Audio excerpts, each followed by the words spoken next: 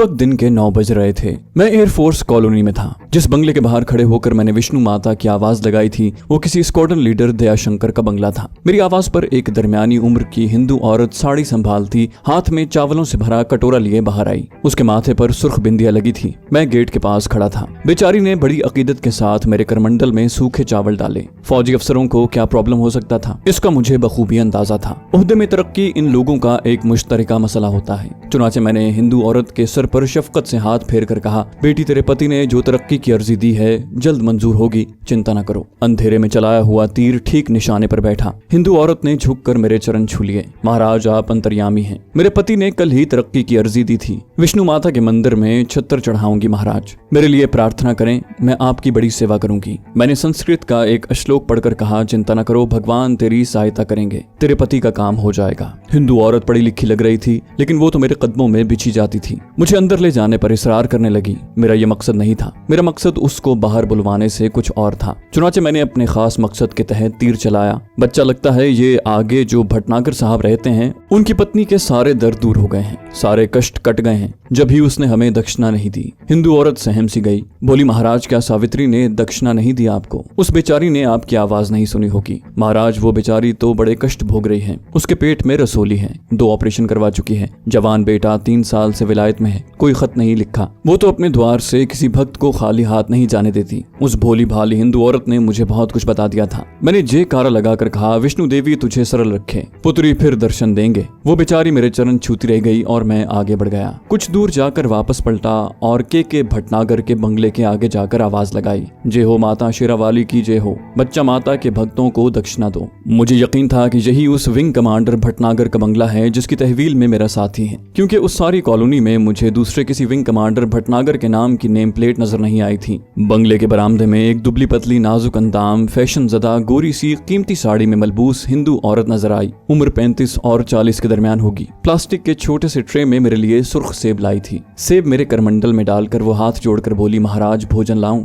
मैंने अपना हाथ उसके सर पर रख दिया। देवी तू बड़े कष्ट भोग रही है। वो सहमी हुई पलकें झपका कर मेरी तरफ तकने लगी। मैंने करमंडल में सबसे छोटा सेब उठाते हुए उसकी तरफ किया और कहा, इतनी बड़ी रसोली देख रहे हैं हम तेरे पेट में, 2 बार निकल चुकी है फिर पैदा हो रही है, परंतु तू निराश न हो, तेरी रसोली भी भस्म हो जाएगी और तेरे पुत्र का सागर पार से खत भी आ जाएगा। वो अपने मुताल्लिक इतनी सारी बातें सुनकर मेरे कदमों पर गिर पड़ी और आंसू उसकी आंखों से जारी हो गए। बोली, आप भगवान के अवतार हैं महाराज, आप दिलों के भेद जानते हैं, मुझ दुखियारी पर कृपा करें। मैंने उसे बाजुओं से पकड़कर उठाया और कहा, सावित्री तू परेशान क्यों होती है, हम तुम्हारी सहायता करेंगे। हम विष्णु माता के भक्त हैं। विष्णु माता हमारी अरदास कभी नहीं रद्द करेगी। वो मुझे बंगले में ले जाने पर शदीद इसरार कर रही थी। मैं उसके शौक को मजीद भड़काना चाहता था। चुनाचे मैंने कहा, देवी इस वक्त हम तेरे निवास में नहीं जाएंगे, पर हम शाम को जरूर आएंगे और तेरे लिए विष्णु माता के भजन का कीर्तन करेंगे। ये कहकर मैं तेज तेज कदमों से आगे बढ़ गया। उस इलाके से बाहर निकलते ही मैंने रक्षा पकड़ा और वापस अपने मंदिर की कोठरी में आ गया। दोपहर को भोजन के बाद कुछ देर आराम किया और शाम होते ही मैं विंग कमांडर के भटनागर के बंगले की तरफ रवाना हो गया। एयरफोर्स कॉलोनी से कुछ ही फासले पर मैंने रक्षा छोड़ दिया। सूरज मगरिबी पहाड़ियों की तरफ काफी झुक गया था और कॉलोनी के बंगलों पर फैली धूप का रंग सुनहरी हो रहा था। मैंने विंग कमांडर के भटनागर के बंगले के बाहर खड़े खड़े माता शेरावाली का जयकारा बुलाया तो अंदर से मिसेस भटनागर नंगे पांव भागती हुई बाहर निकल आई।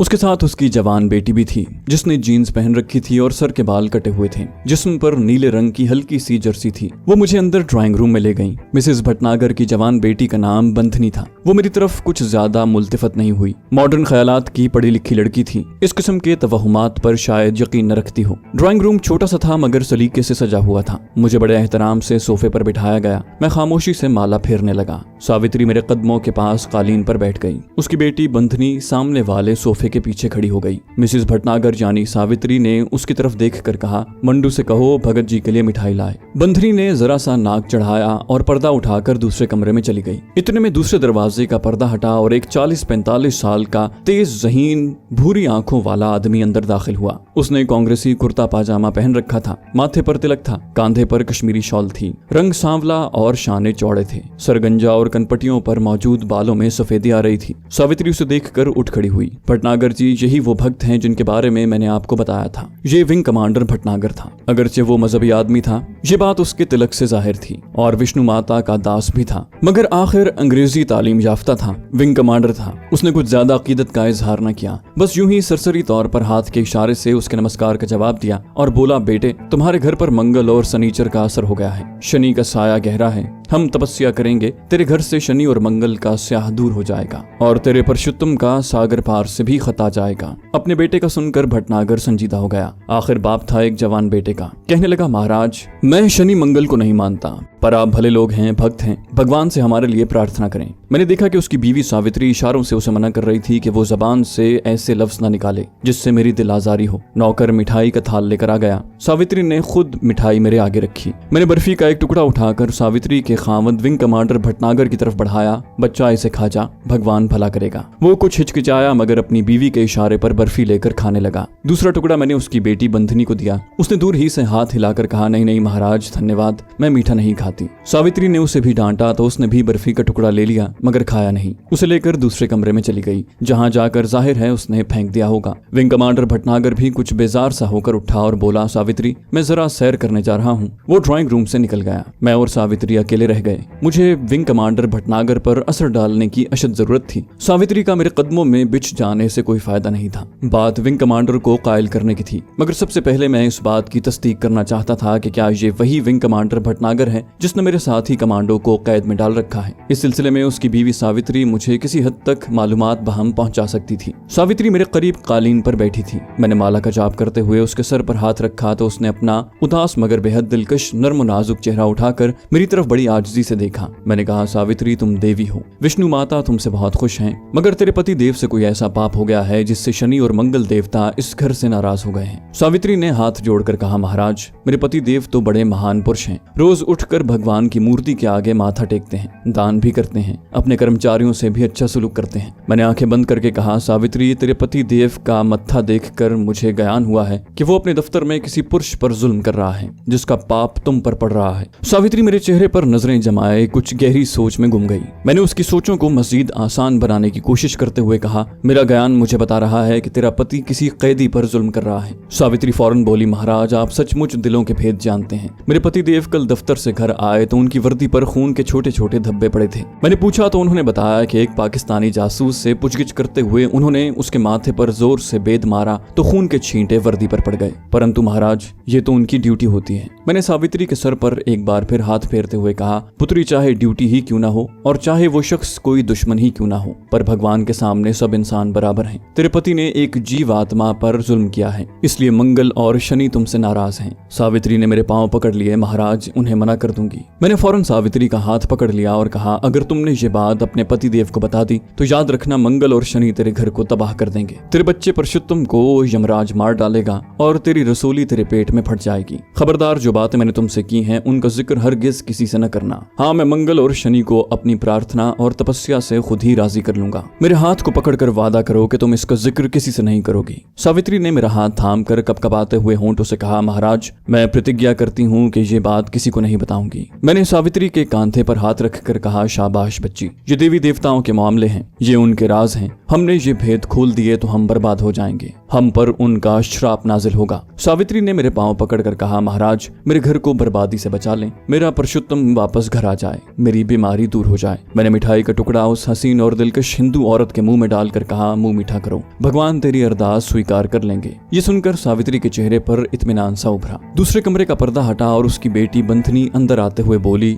मम्मी अब कितनी देर और लगाओगी? वो लोग चाय पर हमारा इंतजार कर रहे हैं। परमीला का 2 बार फोन भी आ चुका है। सावित्री ने अपनी बेटी की तरफ देखकर कहा, बंधनी तुम मंडू के साथ चली जाओ, मैं तुम्हारे साथ नहीं जा सकती। मैं सोफे से उठ खड़ा हुआ, नहीं नहीं देवी जी, तुम अपनी सुपुत्री के साथ जाओ, हम तो जा रहे हैं। सावित्री मुझे जाने नहीं दे रही थी, लेकिन अब मेरा वहाँ फिलहाल कोई काम नहीं था। मैंने एक रोज बाद फिर शाम को आने का वादा किया और कहा, परसों शाम को आकर मैं विष्णु माता की मूर्ति के आगे कीर्तन करूंगा, फिर सब कष्ट दूर हो जाएंगे। मैं ड्राइंग रूम से निकल गया। सावित्री बेचारी मेरे पीछे पीछे दौड़ती गेट तक आई। मैंने आहिस्ता से मगर बड़ी जलाली आवाज में कहा, सावित्री जो बातें हमारे दरमियान हुई हैं किसी दूसरे को न बताना। सावित्री हाथ बांध कर बोली, कभी नहीं बताऊंगी महाराज। मैंने मुस्कुराकर कहा, पगली मैं तेरे घर को तबाह होते नहीं देख सकता, तू बड़ी भोली भाली सुंदरी है। अच्छा परसों आकर तेरे बेटे और तेरी बीमारी के लिए कीर्तन करूंगा। मैंने जय माता विष्णु का नारा लगाया और आगे चल दिया। मंदिर पहुंचा तो अंदर से भजन गाने और चिमटे बजाने की आवाजें आ रही थी। मेरे स्थान पर मेरे अकीदतमंदों ने अलाव रोशन कर रखा था। मुझे आता देखकर ये लोग अदब से एक तरफ हाथ बांधे खड़े हो गए। रात 11 बजे ये सब लोग चले गए। महंत ने आकर मुझसे नजराना नजराने वसूल किए और बड़ा खुश खुश वापस अपनी कोठरी की तरफ चला गया। महिंद का चेला मेरे लिए कोठरी में खाना रख गया।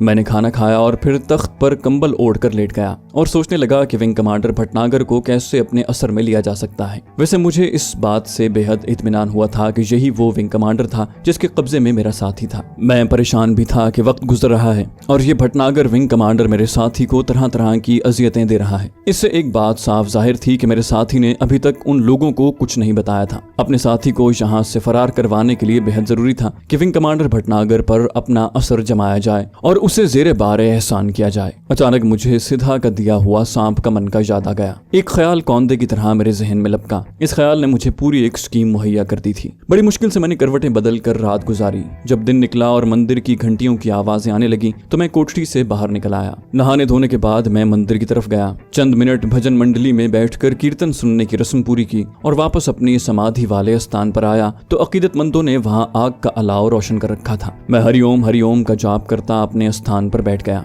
होंठों पर वेदों के अश्लोक थे लेकिन दिमाग कुछ और ही सोच रहा था। मेरे सामने अलाव के गिर्द जो चंद एक अकीदतमंद बैठे थे उनमें बिहारी लाल नाम का एक कुम्हार भी था। मैंने इशारे से उसे बुलाया तो वो लपक कर मेरे चरणों में आकर बैठ गया। मैंने बड़ी बड़ी जलाली आंखें निकाल कर उसकी तरफ देखते हुए कहा, बिहारी लाल, माता विष्णु ने मुझे सपने में आकर हुक्म दिया है कि तुम उसके लिए एक छोटा सांप पकड़ लाओ, तुम्हारा कल्याण हो जाएगा। बिहारी कुम्हार ने हाथ बांधकर अर्ज की, महाराज विष्णु माता की जय हो, परंतु सांप किसी मांदरी से अगर ले आऊं तो ठीक है। मैंने कहा, हाँ, तुम किसी मांदरी से सांप ले आओ, मैं विष्णु माता को राजी कर लूंगा, परंतु सांप छोटा हो और ज्यादा जहरीला ना हो। बिहारी खुश होकर बोला, सतबच्चन महाराज, मेरा एक मांदरी वाकिफकार है, मैं अभी जाकर उससे सांप ले आता हूँ। मैंने उसे ताकीद की, इसका जिक्र किसी से न करना वरना सब कुछ भस्म हो जाएगा। बिहारी कानों पर हाथ लगाता हुआ बोला, हरगिज नहीं करूंगा महाराज। मैंने कहा, सांप छोटा हो और उसका जहर निकाला हुआ भी ना हो, और सुनो, उसे छोटी सी डिब्बिया में बंद करके लाना। जाओ, तुम्हारा कल्याण होगा। बिहारी लाल उठकर चला गया और फिर मैंने कदरे बुलंद आवाज में अश्लोकों का जाप शुरू कर दिया। अकीदतमंद मर्द और औरतें मंदिर में माथा टेकने के बाद मेरे स्थान पर आकर चरण छूकर फल फूल और रुपए बतौर नजर रखती जा रही थी। करेंसी नोट के नजरानों में से आधी रकम रात को महिंत ले लेता था और आधी मैं अपने पास रख लेता। मेरे पास 2-4 दिनों में ही 300-350 रुपए जमा हो गए थे जो मैंने संभाल कर रख लिए थे। कोई 1 घंटे बाद बिहारी लाल वापस आ गया। उसने मेरे चरण छूते हुए टीन की एक चौकोर डिब्बी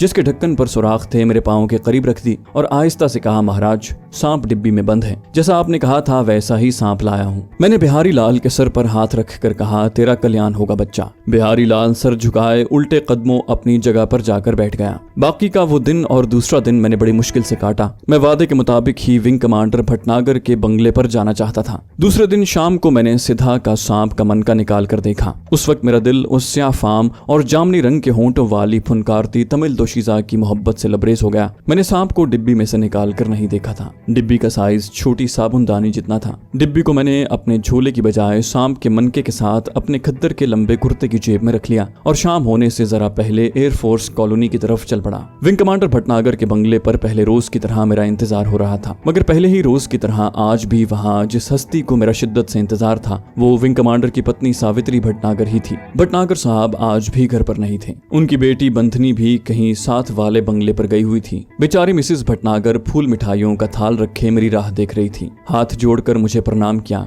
मेरे चरण छुए, मैंने उसे आशीर्वाद दी। वो मुझे अंदर ले गई। ड्राइंग रूम की गोल मेज पर थाल में मिठाइयाँ और फल रखे थे। वहाँ न उसका खामद था न बेटी बंधनी थी, सिर्फ नौकर एक तरफ हाथ बांधे खड़ा था। आज ड्राइंग रूम की कार्निश पर कांसी की थाल में लोबान भी सुलग रहा था। रतनजू के फूलों का हार भी था। मुझे हर हालत में उस नेक दिल औरत के खामद और उसकी बेटी का इंतजार करना था। मैंने सोचा कि चलो इतनी देर कीर्तन ही करते हैं। मैंने सावित्री से पूछा कि उसके यहाँ विष्णु माता की मूर्ति कहाँ है। वो मुझे बड़े अदब से साथ वाले कमरे में ले गई, जहाँ एक छोटी सी काली गोल मेज पर पीतल की थाली में विष्णु माता की मूर्ति के आगे लोबान जल रहा था। गेंदे के फूल भी पड़े थे। मैं मूर्ति के सामने आसन जमा कर बैठ गया और मैंने कदीम वेदों में से वो अश्लोक पढ़ने शुरू कर दिए जो मुझे याद थे। कुछ देर अश्लोक पढ़ने के बाद मैंने थाली में से गेंदे का एक फूल उठाकर सावित्री को दिया, जो मेरे करीब ही 2 जानू होकर बैठी थी। उसने हाथ जोड़ रखे थे। फूल को उसने चूम कर आंखों से लगाया। मैंने कहा, देवी माता विष्णु भगवान कृष्ण की भक्तनी है। इसमें तुझे भगवान की भक्ति और प्रेम का जो रूप नजर आ रहा है वही तेरी सहायता करेगा और तेरे दुखों को दूर कर देगा। तेरी बीमारी भी कट जाएगी और तेरे घर पर से मंगल शनि का साया भी दूर हो जाएगा। मंगल शनिचर को दान करना मत भूलना, भगवान तुझ पर कृपा करेगा। मैं मजीद कुछ देर वहां से बैठा मुंह ही मुंह में अश्लोक पढ़ता रहा। मेरे कान बाहर घंटी पर लगे थे